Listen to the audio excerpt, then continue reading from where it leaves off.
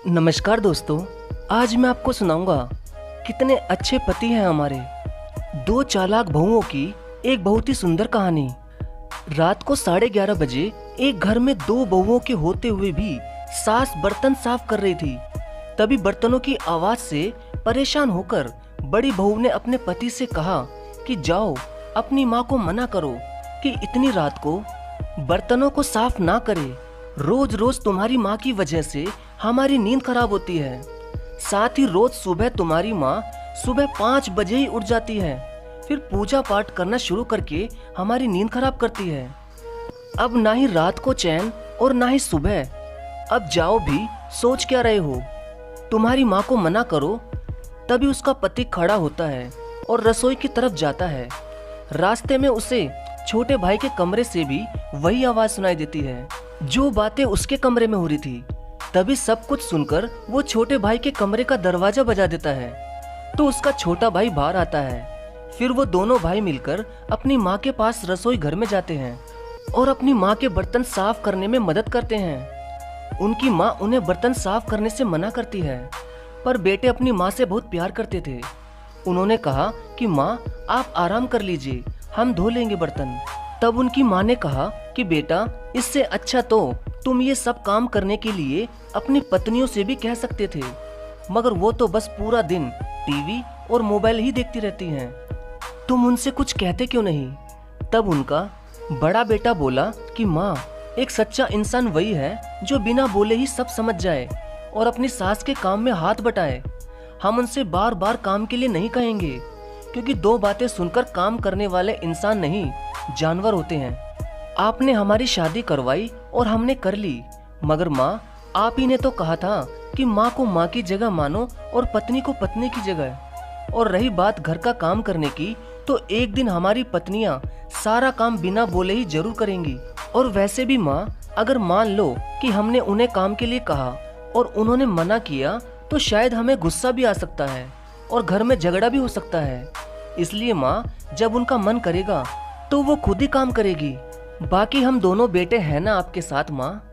इतने में ही उनके पिताजी भी आ गए और उन्होंने उनकी सारी बात भी सुन ली थी। तभी वो भी उनके साथ बर्तन मंजवाने लग गए। ये सब देखकर उनके दोनों बेटे हंसने लगे। तो पिता ने कहा कि भाई हंस क्यों रहे हो?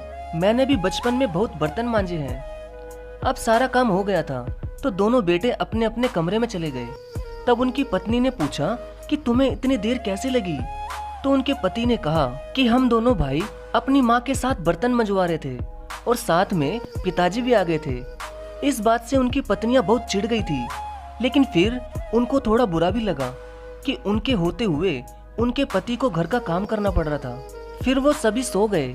अब सुबह 6 बजे ही उनकी माँ, पिताजी और उनके दोनों बेटे उठ गए और वो सब सुबह सुबह घर में ईश्वर की आरती करने लगे। तभी आरती की आवाज सुनकर उनकी पत्नियों ने कहा कि ये बुढ़िया भी ना पता नहीं कब तक जिएगी और हमारा खून पीती रहेगी। तभी उनकी पत्नियों ने देखा कि उनके पति तो उनके बेड पर थे ही नहीं। तो जब उन दोनों ने मंदिर वाले कमरे में जाकर देखा तो उनके सास ससुर और पति सभी मिलकर पूजा कर रहे थे। ये देखकर उन दोनों बहुओं को बहुत ही ज्यादा बुरा लगा। तभी उनके पति ने उनको देख लिया और कहा कि अरे तुम जल्दी क्यों उठ गई? जाओ सो जाओ, अभी तो 7 ही बजे हैं। ये कहकर उन दोनों के ही पति अपनी माँ के साथ रसोई घर में चले जाते हैं और नाश्ता बनाने में अपनी माँ का हाथ बंटवाते हैं। और ये सब उनकी पत्नियां छुपकर देख रही होती है। अब उनको मन में थोड़ा बुरा लग रहा था, लेकिन अभी भी उन दोनों बहुओं में घमंडी भरा हुआ था। वो ये सब देखकर भी अपनी सास और पतियों की सहायता करने रसोई घर में नहीं गई।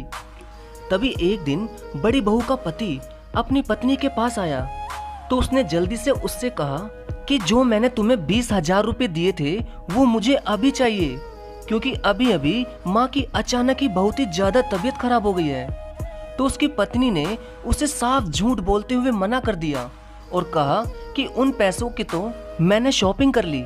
अब उसका पति बहुत ही दुखी होता हुआ बोला कि चलो कोई बात नहीं, तुम तैयार हो जाओ, जल्दी हॉस्पिटल चलना है, तुम्हारी माँ वहीं एडमिट है। तब उसकी पत्नी बहुत ही ज्यादा चौंकती हुई बोली कि क्या मेरी माँ की तबीयत खराब है? तो उसके पति ने कहा कि हाँ तुम जल्दी करो, मुझे पैसों का भी इंतजाम करना है। तभी उसकी पत्नी आंखों में आंसू लिए बोली कि मैंने तुमसे झूठ कहा था कि 20,000 रुपए की मैंने शॉपिंग कर ली है। तभी उसके पति ने कहा कि कोई बात नहीं, तुम्हें जो अच्छा लगा वो तुमने कह दिया और मुझे तुमसे कोई शिकायत नहीं। ये सुनते ही उसकी पत्नी रोती हुई कहने लगी कि मुझे माफ कर दो, मैं बहुत बुरी हूँ। तुम्हें मेरी माँ की कितनी चिंता है और एक हम दोनों बहनें हैं जिन्होंने तुम्हारी माँ की ना तो इज्जत करी है और ना ही हम घर का काम करती हैं। फिर भी तुमने हमें कुछ भी नहीं कहा, हमें माफ कर दो प्लीज। तब उसके पति ने कहा कि मैं तुमसे बहुत प्यार करता हूँ, इसलिए मैं तुम्हें नहीं डांट सकता। और रही बात घर का काम करने की, वो तुम्हारी मर्जी है। जैसा तुम हमसे प्यार करती हो वैसा ही करो, और अगर तुम मेरी माँ की इज्जत नहीं भी करोगी तब भी मैं तुम्हारी माँ की इज्जत जरूर करूँगा। ये कहकर उसका पति चला गया। तभी उसकी छोटी बहन भी आ जाती है और दोनों बहनें मिलकर बहुत ही रोती हैं और बहुत ही पछताती भी हैं।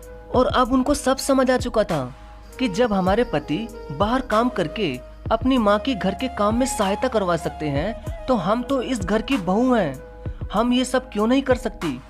और तो और हमारे पतियों ने भी हमसे घर में काम करवाने के लिए हमारे ऊपर कोई जोर नहीं चलाया और खुद ही सारा काम करने लग गए।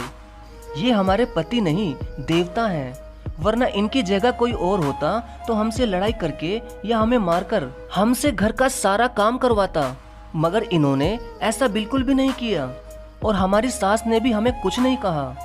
और अब हमारा ये फर्ज है कि हम भी अपनी सास और पतियों की खूब सेवा करेंगे।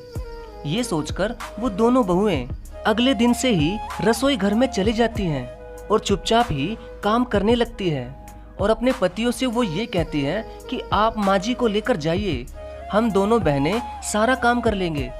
तो उनके पति ने कहा कि नहीं, हम कर लेंगे, तुम दोनों बहनें आराम कर लो।